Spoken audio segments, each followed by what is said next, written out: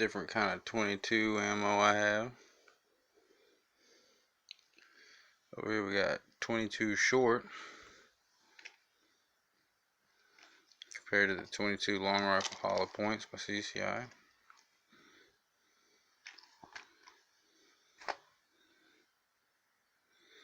Definitely excited to try these little shorts out. And I got some bulk ammo over there.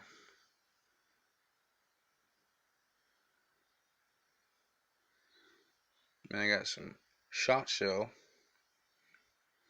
And I also got some for the Magnum. And then some regular just 22 mag. Just some Federal. Got the Quiet. This one I hadn't seen before, but it was like, what was it? $5, $6. Subsonic. Should be pretty dang quiet. And I can't pronounce the name of this brand, but I keep seeing it everywhere on YouTube, so I wanted to try it out.